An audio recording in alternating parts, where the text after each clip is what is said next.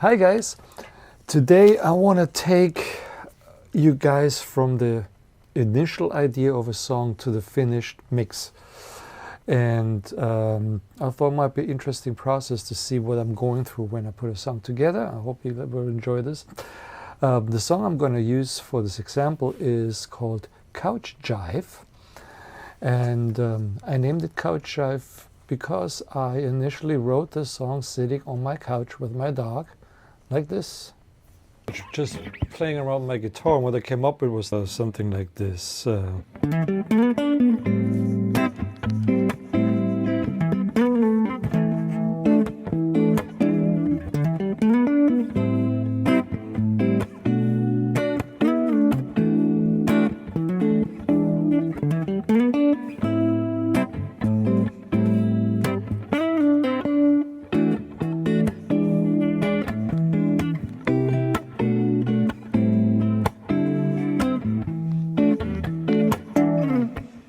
That was the original idea. I gotta put that down.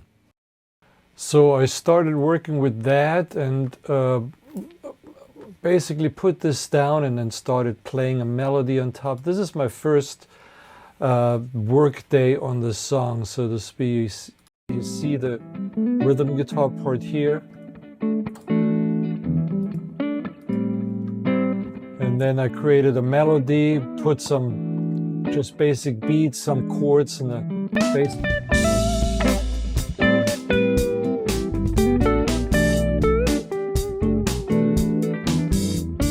So the drums is just a dramatic drum loop that I have that I threw in.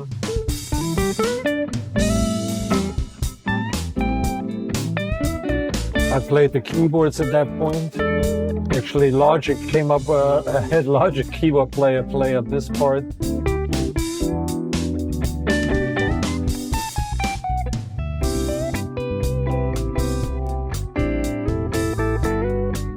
And I used the Logic bass player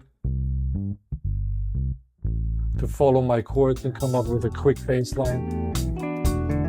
I could program it in, but sometimes that's what these tools are helpful for.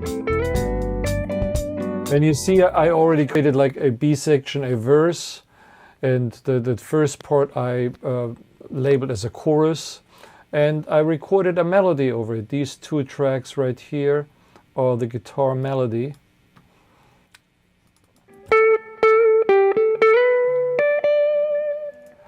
And at this point it's still a scratch melody, but at least I wanted to lay out the form. And the song is still very short, it's just 2 minutes long, so I need more parts. So let's look at the next iteration of the song. You also see that up here, I always right away put the chords on top. So when I go back and work on so many different songs, I worked on 14 songs for this album, I don't want to have to sit. You know, sometimes I work on a song and then I go work on something else and come back a month later. And I have to basically figure out what were the chords to this song. So by putting them up in the session, it kind of just speeds up the process for me. And then also finding the right melody notes, if there's some chord changes and stuff like that. If I want to add a synth part, I know right where I'm at and what key I'm in and all that kind of stuff, without having to sit down and refigure it out. Because at this point, these songs are very, very new. They're really not in my head yet. So let's look at the next version of the song. This was the initial one. Next version would be version 2, I guess. Where are we here? Yeah. Oh yeah, so here, the next thing I did, apparently, if the label is correct, is added some keyboards. So my friend Johnny Britt came and played keyboard parts. So here you can see I had Johnny play like several keyboard parts. And then what I did is I cut it together. I also probably worked on the bass. I see that bass is no longer that Logic bass, so I probably converted and edited it to be more to my liking. Also that guitar track, these guitar tracks seem a little bit more refined. Let's see what we got at this point.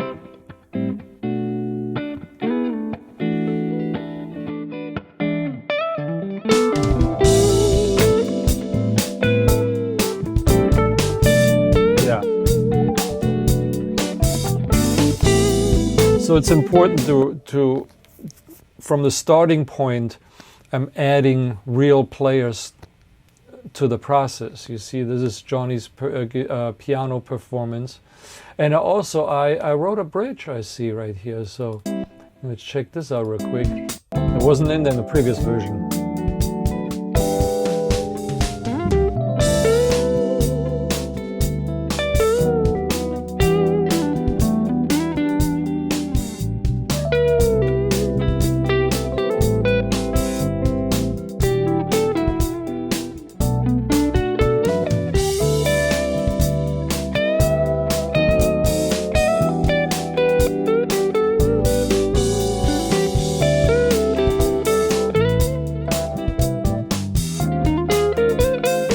Modulate.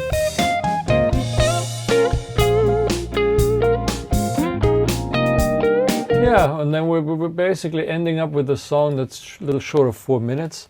So we have at this point, a finished song compositionally, and the guitar track I realize is already pretty close to the final version. So I worked on the lead guitar early, and that is different than as opposed to how I used to work. I used to record the lead guitar last when everything else is in place. But since I'm using the Kemper, this little unit like here, I'm able to store the sound that I'm using for the song and recall it if I wanted to change something later.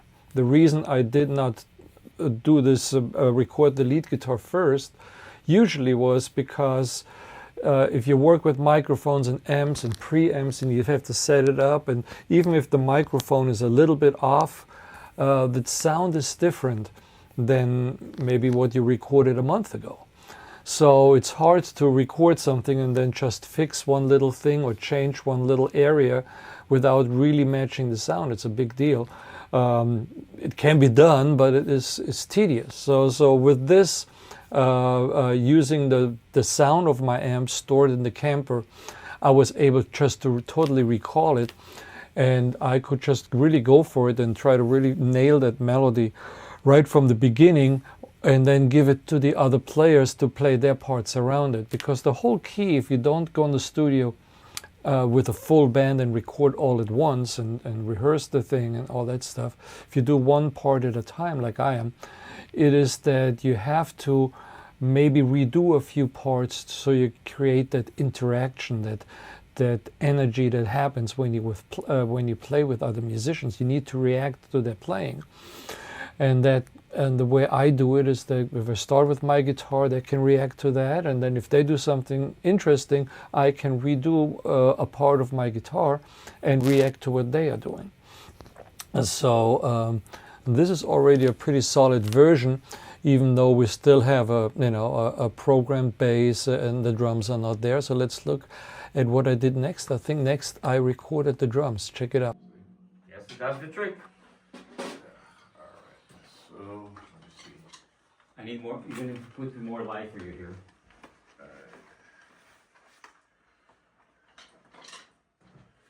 Nils. Yeah. Nils. Getting ready for the session. Yeah. Beautiful.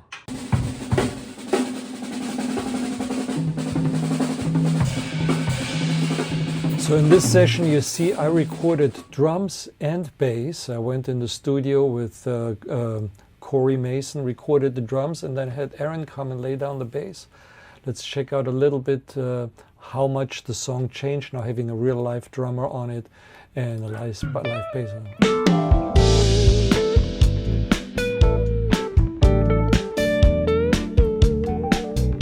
So these drums are way more in tune with where the song lays.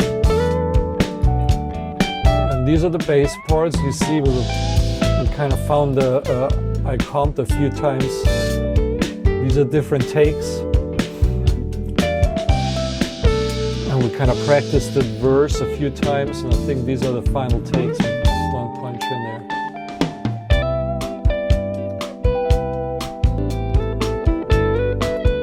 You can try.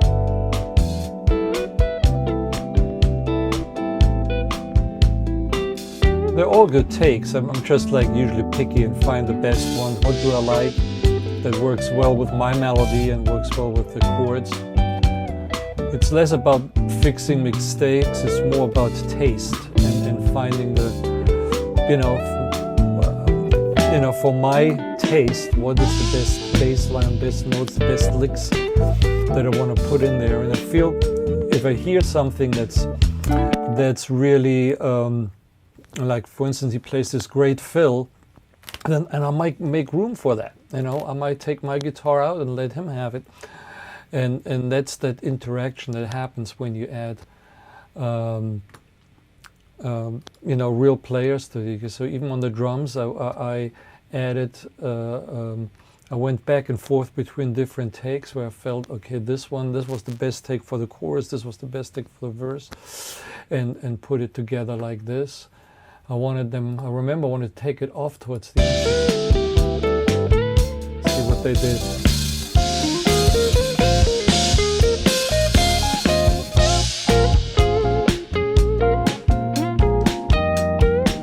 Yeah, so gives it that push with the modulation and the drummer getting a little bit more active, not as relaxed it was in the beginning, a little bit more on the beat. So it gives it that extra push. So the song evolves. It starts at one level and then moves up. That's how this song is constructed.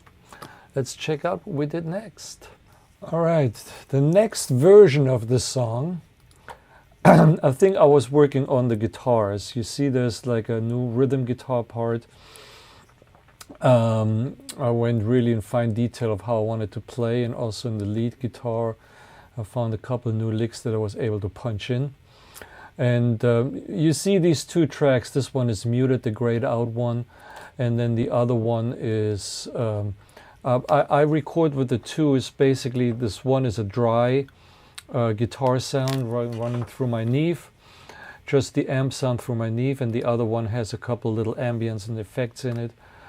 And I do this in case I'm not happy later when I mix with the effects that are on it, if they're in the way, and I can go back to the dry sound and apply my own effects that are more suitable for how the song developed.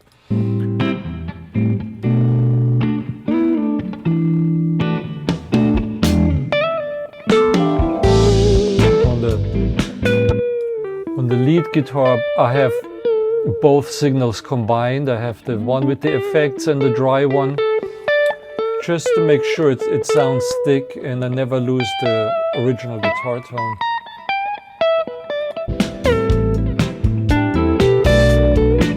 This is pretty much the final lead guitar that you hear on the record. So I'm getting close there. So we have our drums, our bass, we have a basic keyboard track, and we got the rhythm guitar and the lead guitar. Let's find out what's next.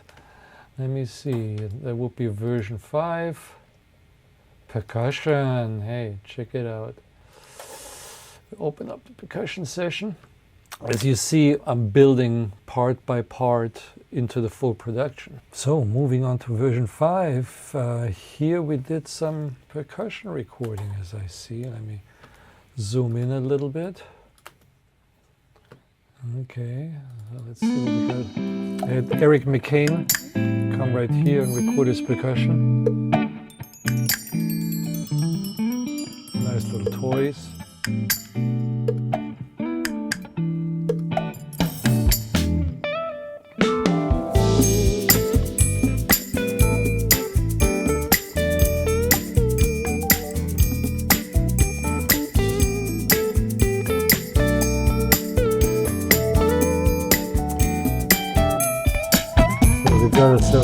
Some bongos,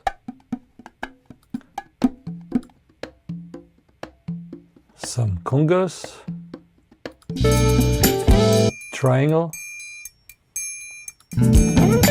shaker, a clave, it's like a wood stick. We got tambourine, just hits, and at the end like a more driving part for the end part that I wanted to take off. So, and then little wood blocks and stuff at the beginning. These little toys, okay? So that was the recording session for the percussion. Let's check out how we moved on from there. Now here in this session you can see how I edited the percussion. I came in with the congas first and then added the bongos later. Also played around with the intro. Let me see what I did here.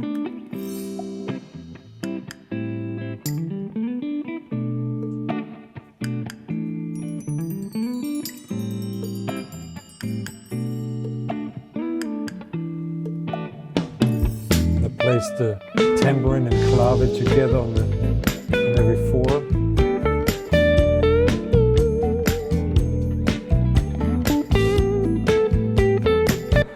Basically, the way I'm approaching it, I want to build an emotional contour of the song, where rather than being one level all the way through, it kind of has like ups and downs and valleys, and ultimately builds up to a climax to the end of the song. As we can see, this is a chorus, but it's a very relaxed one, where at the end, the last one, there's way more energy. So there is the song evolves. It's not just static on one level. It keeps evolving, and I'm creating these highs and lows, these valleys and of excitement, of intensity, and kind of sculpting, you know. That's what I love about this production part anyway. So to really like, I feel myself like I throw a lot of stuff on there and then I carve away and create a statue, which is the finished song. So we got percussion on there. What else do we need? Let's find out. So next I had Johnny come over and play some Moog fills, some organ, and I added a string line over here. Let's check that out. Let me just unmute some of these. You had a few different takes right here.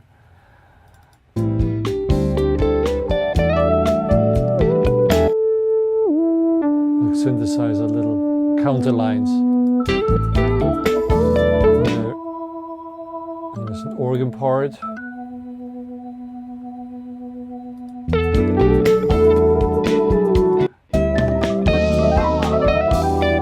Here at the end, you're going to hear the strings come in right here.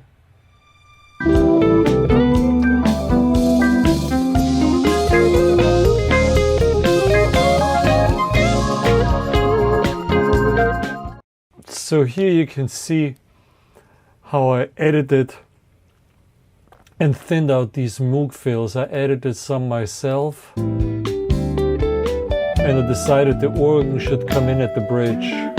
Again, just to build up the song, give it time to develop. So I was looking for these little Moog synthesizer fills just to answer the guitar, that like have like a little conversational thing. And yeah, organ comes in. See, there's more happening back here. Let's check this out real quick.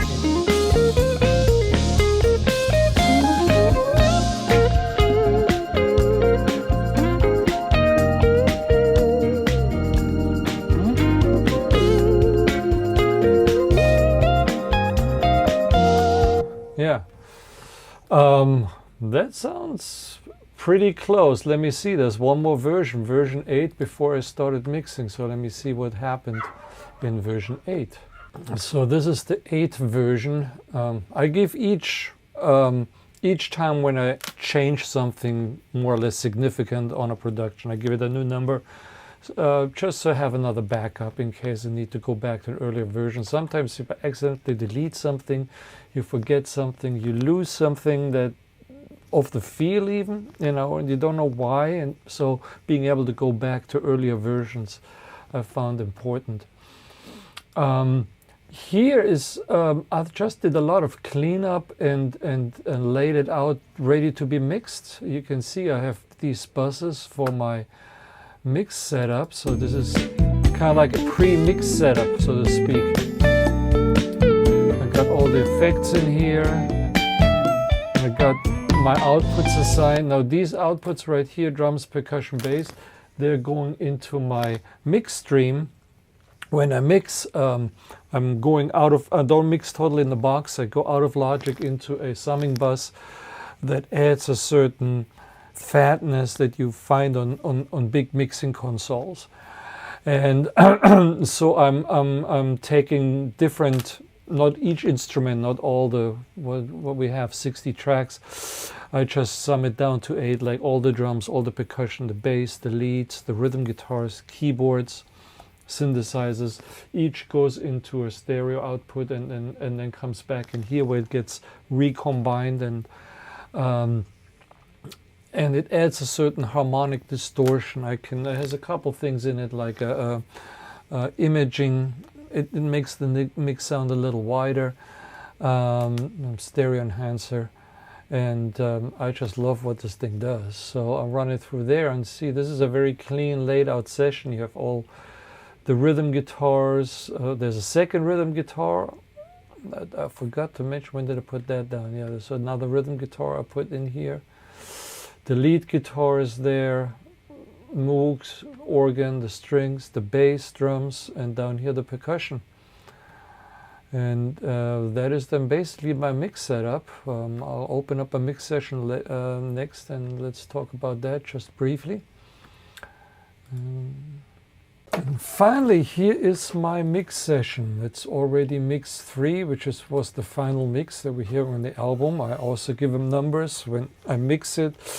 I live with it for a day, check it out in the car, in the living room, different systems. And if I hear something I want to change, I make a new revision, mix 2. And then if I hear something else a day later, it might be mix 3, which was what this is. And you see I got all the parts that we saw before, and they have now automation added to it. I did some of that before already, but you see these yellow lines, their volume changes when something needs to be softer or louder. And let me see here, this blue line is an effect. Get a little echo throw on the guitar. All this stuff gets done. These are all the different tracks of each instrument. They come down in 8 in these 16 out channels into my summing bus.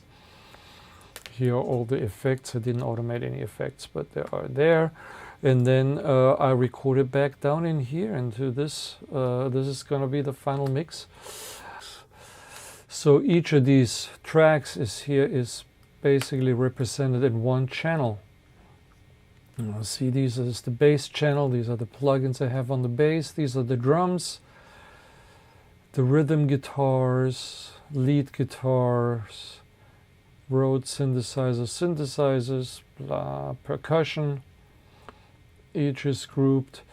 These are effect sends, and these are basically plugins processing the sound, whether it's the compressor, an equalizer, and such. I'm not going to go into each detail exactly how I mixed it, but this is basically the layout here, all my effect returns and the outputs, and that's, now we're at the final stage. This is the final product.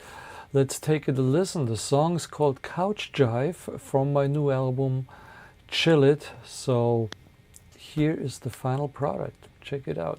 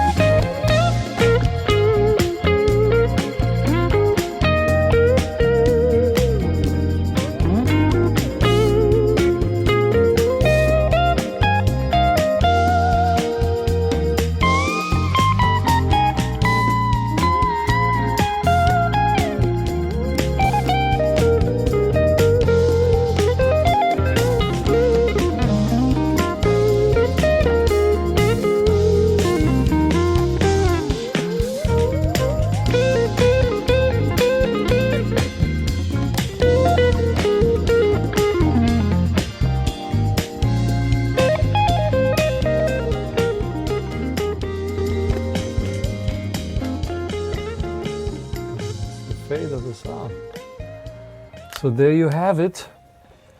This was taking you from the conception to the finished project. I hope you guys enjoyed it. The song's called Couch Jive, and it's on my new album, Chill It. Go over to nilsmusic.com, check it out, and if you like it, you can download yourself a copy, all right, of the album. So thanks for checking this out, and I'll talk to you later. Peace.